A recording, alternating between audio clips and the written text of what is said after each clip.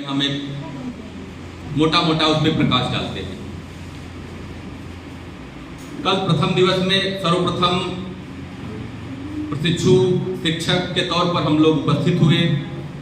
Gate पर उपस्थित QR scanner से हम लोगों ने अपने आप को प्रशिक्षण के लिए जोड़ा और उसके बाद अपने नंबर को रजिस्टर करते हुए ग्रुप में शामिल हुए। तदुपरांत ज्ञान समीक्षा ऐप डाउनलोड किया गया जिसमें आपकी प्री टेस्ट अटेंडेंस और फीडबैक इन सब के बारे में आपने जाना और जो भी प्रोसेस रहा उसको पूरा किया। तदुपरांत प्रार्थना सभा का प्रारंभ हुआ। सुबह सवेरे लेकर प्रभु का नाम प्रभु हम लोगों ने प्रभु का स्मरण किया। किसी भी कार्य को प्रारंभ करने के पहले जैसा कि ईश्वर का आवाहन किया जाता है कि हे ईश्वर, मेरे इस कर्म में, मेरे इस वचन में, मेरे इस ज्ञान में जो मेरा ज्ञान है वो बच्चों तक पहुँचे या मुझ में सद्विचारों का प्रवाह हो। तदुपरांत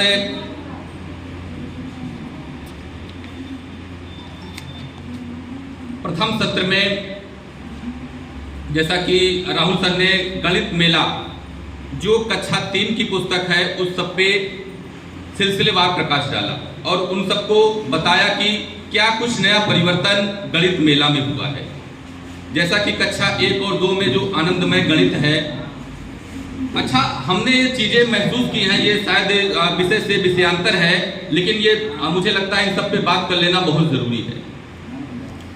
जैसे पहले गणित पढ़ने के नाम पे लोगों को चिंता होने लगती थी, ऐसे लगता था कि जैसे हम चीजों को देख करके या तो मुझमें भय व्याप्त हो रहा है या हम चीजों को कह नहीं पा रहे हैं। फिर गणित का जो नाम है वो बदला गया आनंदमय।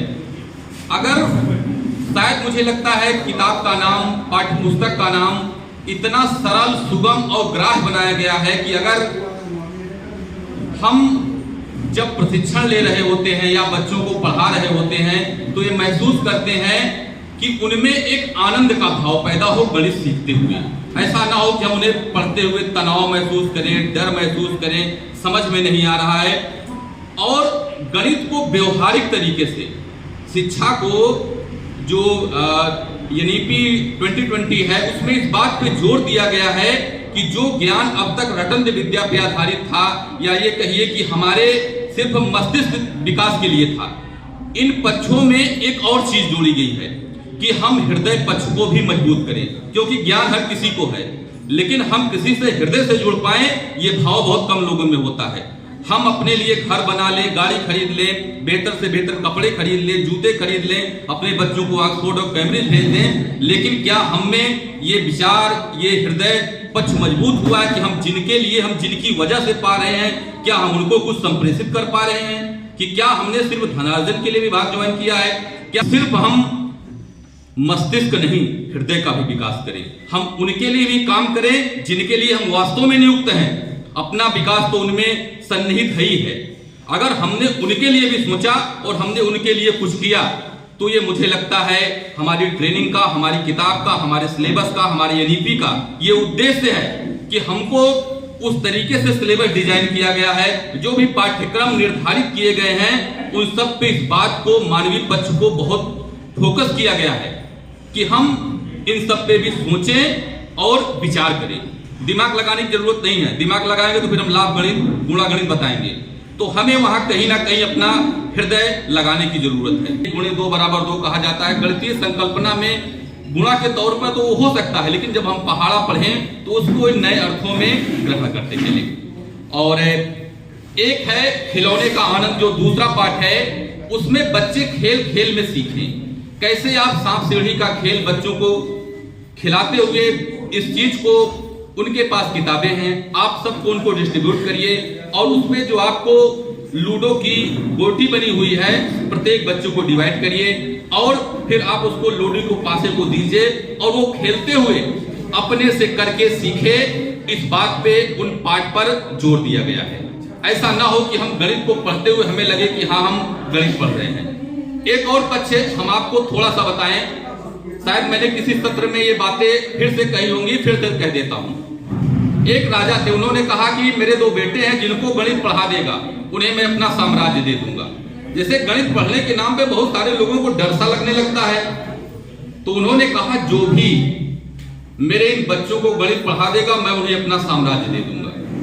बहुत सारे गणितज्ञ आए लेकिन उन्होंने गणित ना पढ़ा सके। जैसे हम गणित पढ़ाने के नाम पे बच्चे डर जाते हैं, या हम ये कहिए कि किसी प्रेजेंटेशन के लिए सर कहते हैं तो आधे लोग वैसे डर जाते हैं, तो वैसे ही तो राजा ने कहा कि जो भी शिक्षक, तो एक शिक्षक, बहुतों लोग ट्रायल दिए लेकिन किसी का राजा ने चयन नहीं किया, लेकिन एक लोग हिम्मत करके आए, कहा कि आपको मेरे इन दोनों बच्चों को पढ़ाना है। तो शिक्षक ने कहा ये गणित तो बहुत लोग पढ़ा चुके होंगे, 1 2 3 4, ये कहीं ना कहीं इनमें डर, भय या जबरदस्ती सिखाने की जो प्रवृत्ति है इसकी वजह से न सीखे होंगे, तो कहीं ना हम कोई व्यवहारिक प्रयोग करें। तो उन्हें आराम आराम से, जैसे हमने आनंदमय में देखा, जैसे हमने इन गणित की किताब में देखा, गणित मेला में, कि वो चीजों को धीरे धीरे करके गिनवाता है। किताब के पाठ्यक्रम को आप देखेंगे, उसमें बने हुए चित्रों को देखेंगे तो उनमें बहुत सारी चीजें दी हुई हैं। कहीं पे गिल्लड़ी दी हुई है, कहीं पर पत्ते दिए हुए हैं, कहीं पर आम दिए हुए हैं, कहीं पर नींबू दिए हुए हैं, कहीं पर आम दिए हुए हैं, जो हमारे पाठ्यक्रम का हिस्सा है। उसका मतलब है कि हम बच्चों को डायरेक्ट केवल किताब ही पढ़ाना ना शुरू कर दें, हम इस बात पर धीरे धीरे बच्चों को इन्वॉल्व करें कि अच्छा बच्चों बताओ अब आज इस चित्र में कितने फूल देख पा रहे हैं। तो बच्चा अपने से प्रयास करेगा तो बताएगा कि हाँ इसमें 19 फूल हैं। वो पत्तियों को गिन के बताएगा कि इसमें 56 पत्तियां हैं। वो बेलन हैं, जो वर्ग हैं, जो वृत्त हैं, जो आयत हैं, उन आकारों के बारे में गणित के संदर्भ में पढ़ाया गया है। हम उसे पढ़ाते हुए जो भी चीजें में 5 3 3 4 का जो कॉन्सेप्ट है उस पर भी प्रकाश डाला कि कैसे हमारी जो शिक्षा है वो 3 साल से शुरू होकर के 8 साल तक चलती है, और वहां से प्राइमरी 1, प्राइमरी 2 और बाल वाटिका, और फिर वहां से होते हुए कक्षा 1 और 2, ये 5 वर्ष का जो वीणा हिंदी की जो पाठ्य पुस्तक है उसके संदर्भ में बताया कि हमारी पुस्तक 5 यूनिट में विभाजित है और उनमें से 18 पाठ हैं। उनमें से 14 जो पाठ हैं वो एनसीईआरटी के लिए हुए हैं, और जो 4 पाठ हैं वो हमारे उत्तर प्रदेश एससीईआरटी ने जोड़ा है, जिन पे हमारा फोकस है। जो वास्तव में शिक्षा जीवन के लिए है उस पे बहुत अच्छे तरीके से प्रकाश डाला गया है, क्योंकि अगर शिक्षा जीवन के लिए ना हुई तो फिर उस शिक्षा का कोई मतलब नहीं है। हमने लाखों करोड़ों पेड़ काट दिए, लेकिन रोपने के नाम पर हमने केवल कनेल के फूल लगाए, या तो केवल और केवल